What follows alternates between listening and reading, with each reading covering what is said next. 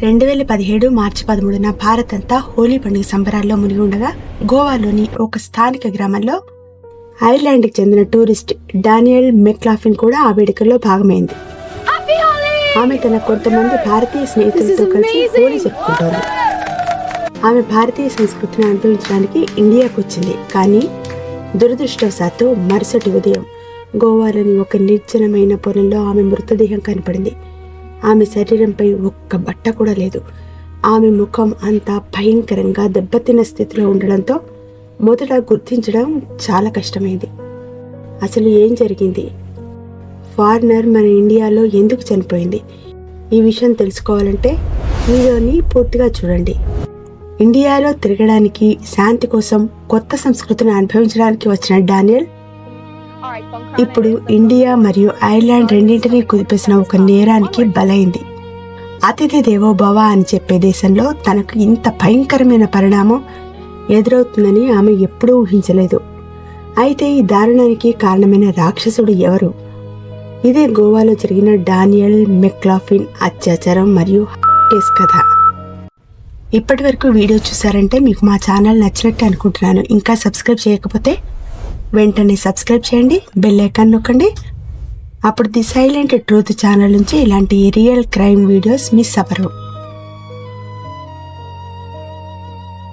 ఈ కథ ఐర్లాండ్లోని చిన్న పట్టణం డోనెగాల్లో ప్రారంభమవుతుంది. అక్కడే డానియల్ నివసించేది. ఆమె వయసు 28 సంవత్సరాలు. స్వతంత్రంగా జీవించాలనే తపన కలిగిన యువతి. ప్రపంచాన్ని చూడాలని, వివిధ సంస్కృతులను అనుభవించాలని ఆమెకు గొప్ప ఆసక్తి.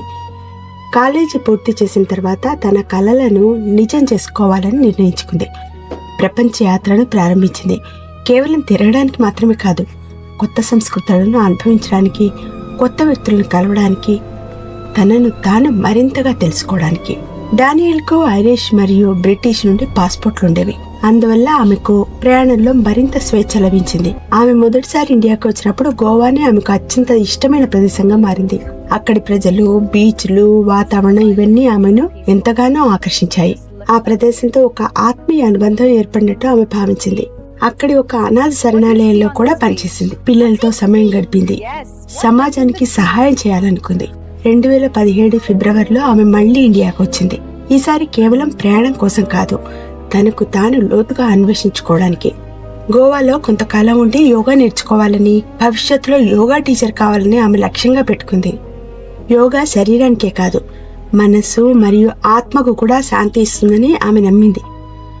ఆమె దక్షిణ గోవాలోని కనకోన ప్రాంతంలో ఒక బీచ్ హాట్లో నివసించడం ప్రారంభించింది. ఆమెతో పాటు ఆస్ట్రేలియా నుండి వచ్చిన ఒక స్నేహితురాలు కూడా ఉండేది. ఇద్దరు ప్రశాంతంగా సరళమైన జీవితం గడుపుతున్నారు.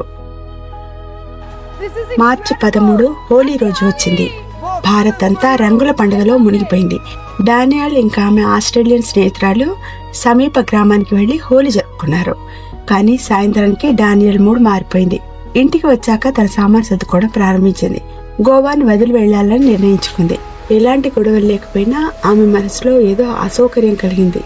దీనినే బహుశా సిక్స్త్ సెన్స్ అంటారేమో. మరుసటి ఉదయం ఒక స్థానిక వ్యక్తి తన పశువులతో పొలాలకు వెళ్ళినప్పుడు భయంకరమైన దృశ్యం కనిపించింది. వెంటనే కనుకొన్న పోలీస్ స్టేషన్కి సమాచారం ఇచ్చాడు. పోలీసులు సంఘటన స్థలానికి చేరుకుని దర్యాప్తు ప్రారంభించారు. డానియల్ మృతదేహాన్ని పోస్టుమార్టం కోసం పంపించారు. పోస్టుమార్టం నివేదికలో ఆమె మెదడులో తీవ్ర గాయాలు ఉన్నాయని వెల్లడైంది. ఆ గాయాలు మాత్రమే ఆమె మరణానికి కారణం కాకపోయినా తర్వాత ఉద్దేశపూర్వకంగా గొంతు నులిమి హత్య చేసినట్టు తేలింది. అంతకుముందే ఆమెపై అత్యాచారం జరిగినట్టు కూడా నిర్ధారితమైంది. స్థానికులు ప్రశ్నించగా ఒకే పేరు బయటపడింది, వికట్ భగత్. హోలీ రోజు ఆమెతో కనిపించిన వ్యక్తి అతడే. అతను అదే ప్రాంతానికి చెందినవాడు. స్థిరమైన ఉద్యోగం లేకుండా చిన్న చిన్న పనులు చేసేవాడు. విదేశీయులతో స్నేహం చేయడం అతనికి అలవాటు. ఇంతకు ముందు దొంగతనం కేసులో పట్టుబడ్డాడు. అతడిని కస్టడీలోకి తీసుకుని విచారించగా ముందుగా ఇష్టం వచ్చినట్లు సమాధానం ఇచ్చాడు. కానీ చివరికి ఒప్పుకున్నాడు.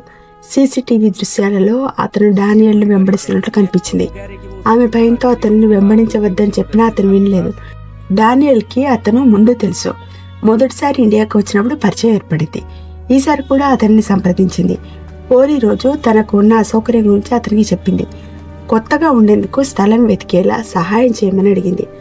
ఆ రాత్రి భగత్ ఆమెను ఒక నిర్జనమైన పొలానికి తీసుకువెళ్ళాడు. అక్కడ ఆమెపై అత్యాచారం చేసి దారుణంగా కొట్టి చివరకు గొంతు నిలిమి చేశాడు. తర్వాత ఆధారాలు మాయమయ్యేలా ఆమె బట్టలు, ఫోన్, బ్యాగ్ తీసుకెళ్లిపోయాడు. ఈ వార్త తెలిసినప్పుడు డానియల్ తల్లి, సోదరి తీవ్రంగా కుంగిపోయారు. విదేశీ దేశంలో తమ కుమార్తెకు న్యాయం జరుగుతుందా అన్న భయం వారికి కలిగింది. 8 సంవత్సరాల తర్వాత 2025లో అతనికి శిక్ష విధించబడింది. మొదట మరణదండం విధించగా తర్వాత కోర్టు అతను పశ్చాత్తాపం వ్యక్తం చేశాడని భావించి జీవిత ఖైదుగా మార్చింది. అనేక మంది ఈ నిర్ణయాన్ని ప్రశ్నించారు. ఈ ఘటన మనకు ఒక పెద్ద పాఠం చెబుతోంది. అతిథిని దేవుడిలా భావించే భారతదేశంలో న్యాయం కూడా అంతే వేగంగా, కఠినంగా ఉండాలి. ఇలాంటి చీడ పురుగులకు త్వరగా కఠినమైన శిక్ష పడితేనే ఇతరులు భయపడతారు మరియు నేరాలకు దూరంగా ఉంటారు. మన దేశ గౌరవం, సంస్కృతి ప్రపంచంలో నిలబడాలి అంటే ఇలాంటి ఘటనలపై రాజీ లేకుండా కఠిన చర్యలు తీసుకోవాలి. నిర్దోషుల రక్షణ, నేరస్తులకు తక్షణ శిక్ష. ఇదే నిజమైన న్యాయం. ఇదే మన భారతదేశం పేరు నిలబెట్టే మార్గం. వీడియో చివరి వరకు చూసారంటే మీకు నచ్చినట్టే కదా. కాబట్టి సబ్స్క్రైబ్ చేసి బెల్ ఐకాన్ నొక్కండి. ది సైలెంట్ ట్రూత్ నుండి క్రైమ్ నిజాలు మిస్ అవ్వకండి.